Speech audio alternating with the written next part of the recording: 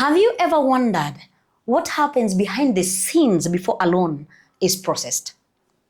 Well, today we are diving into the heart of our business, operations, the engine that ensures all loans have been processed efficiently, accurately, and on time. And today we are joined with none other than the Operations Manager, Demula. Well, this conversation is just to ensure that you understand how operation excellence drives performance, customer satisfaction, and the success of any business. And here we are joined by none other than the Operations Manager. Maybe she can introduce herself.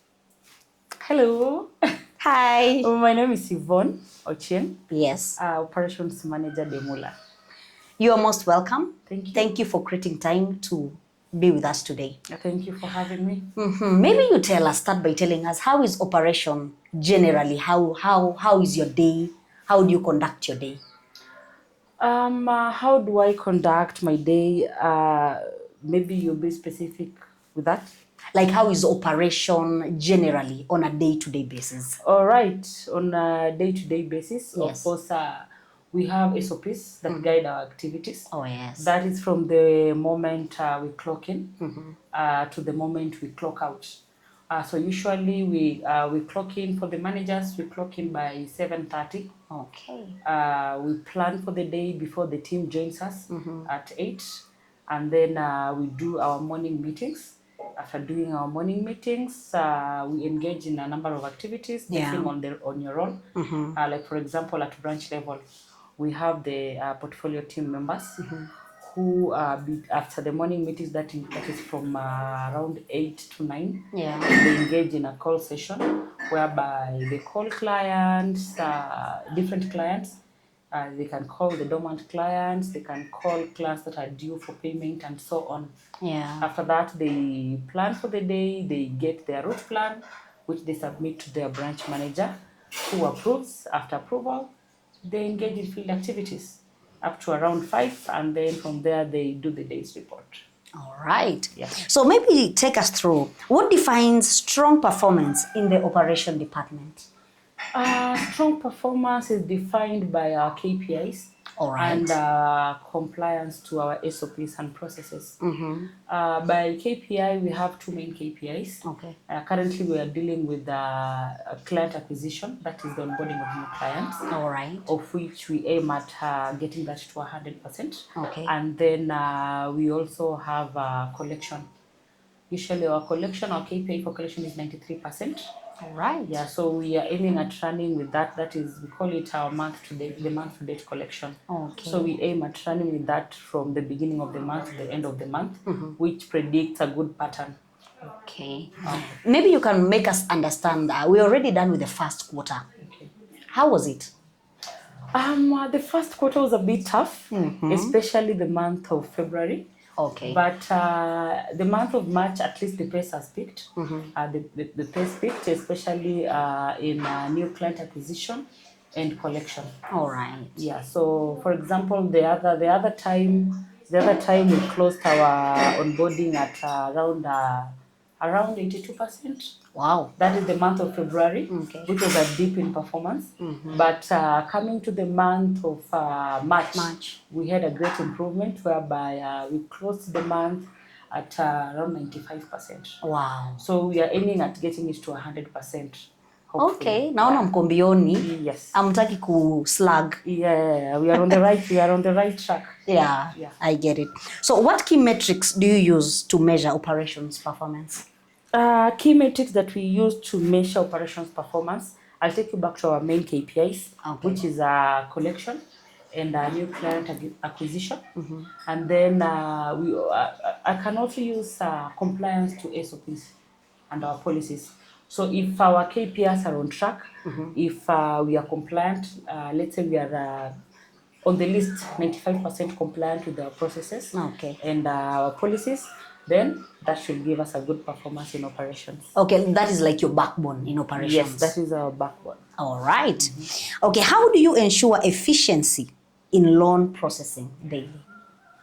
Loan processing daily. The main thing that we look at is the TAT, something that has been affecting us in the past, but it's something that we are working on. All right. So we are looking towards having loans processed under 24 hours of application. Or 24 hours? Yes, under 24 hours of application. That is the end-to-end loan cycle. From the moment the client applies to the moment the client goes through all the loan approvals checkpoints, All right, to the point where the client receives the money.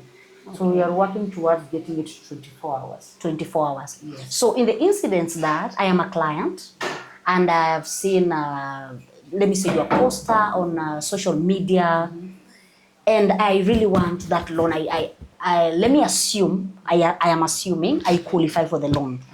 How can I get to you guys like immediately? Assuming I have not seen your phone number, is there any other thing that can make me apply for a loan quickly?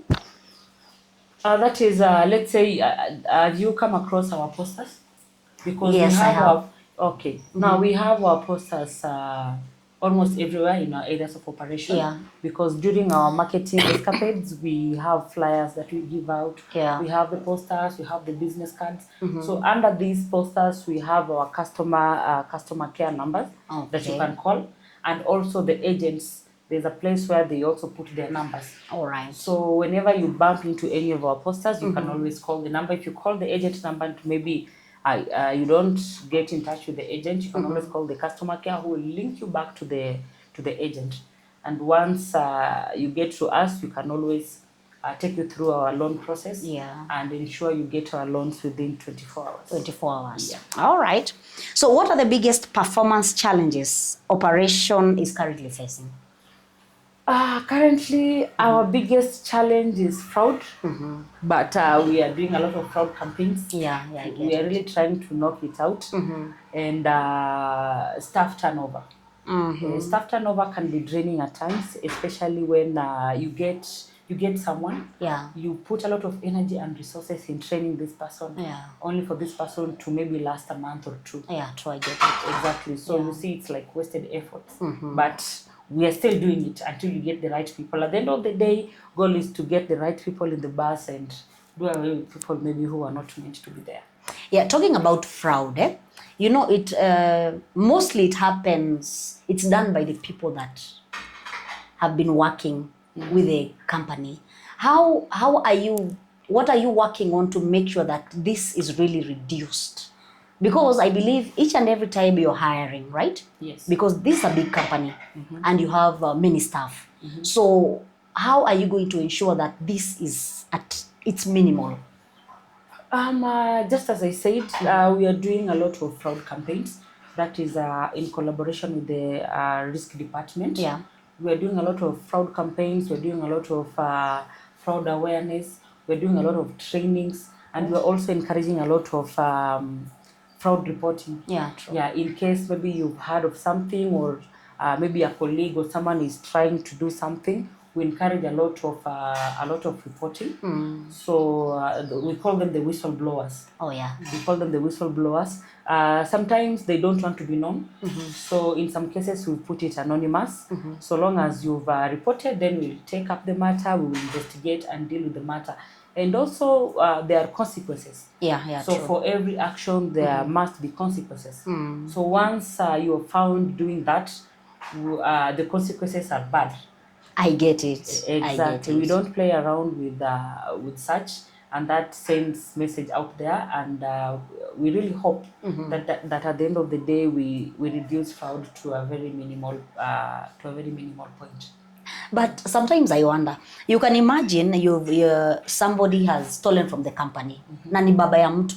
Imagine akianikwa pale nje, then the kids come across the picture of their father that he has been involved in fraud. So you guys, tukiwa pale nje, when you're given a job, tafadhali, let's behave ourselves. Yeah. Maybe you can make us understand what strategies have helped improve team productivity. Team productivity, we have a lot of strategies. We have a lot of strategies, but one main one that has really helped us, especially in the past month, Yeah. that at least we've had our performance having an upward trajectory, Yeah. is we introduce the day-to-day activities. Okay. We don't want to be in a situation where you come to work and then you do things in an unpredictable way. We've come up with a number of activities that will enable us at least align our performance. We have our onboarding activities, we have our collection activities. Now all these activities put in place, and if it has been, if it can be done on a day-to-day basis, you see, it's the consistency in doing what you're doing that will get you numbers. So these activities we put in place, it helps us on a day-to-day basis. And at the end of the day, I can say that it's really working to our advantage. You have heard it is consistency that gives the number. Consistency is key. Consistency is key. Okay, Madam Yvonne, maybe you can tell us, how do you address performance gaps? Performance gaps, first of all, I usually say that accountability is individual. For every performance, for every performance gaps, there must be someone who is supposed to be accountable. So for this particular one, we take it up with the specific person. Let's say, for instance, at branch level, who is supposed to be accountable for the performance of the branch, which is obviously the branch manager. For the branch manager, because of alignment, we also tell the specific branch manager to take it up with the particular person. Let's say, for example, in a branch, we have portfolio team leaders.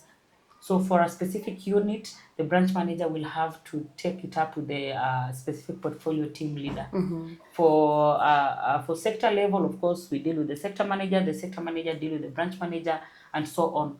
So we have accountability at every level. Everyone is accountable for each and every performance, or for every performance metric that has not been met. All right. So what is one key focus area to improve operations performance this quarter? Okay, come again. I didn't get that question. Okay, what is one key focus area for improving operations performance this quarter? One key focus area. One key focus area that will improve operations. Client acquisition again. Okay, we've had our portfolio stagnate or shrink for the last, let's say, the last quarter, or the better part of last year. That is the last quarter of that is last year. So we are trying to pick up the portfolio. We have a goal that we're supposed to reach by the end of this year, and we can only achieve that through having quality portfolio and growing our portfolio. So client acquisition plays a very big role on that. So we are pushing a lot on new client acquisition. We're pushing a lot on our marketing activities so that we can get as much as we can. But at the same time, for us to have that quality, quality portfolio, client retention also plays a very big role, whereby we are looking at retaining 100% of our clients. We don't want to lose clients out there, and that is where the customer experience comes in, which plays a very big role in client retention. Very true. So two things: client acquisition and client retention. All right. Well, guys, we have come to the end of our podcast today. We were joined other than our very own operations manager here at Demola,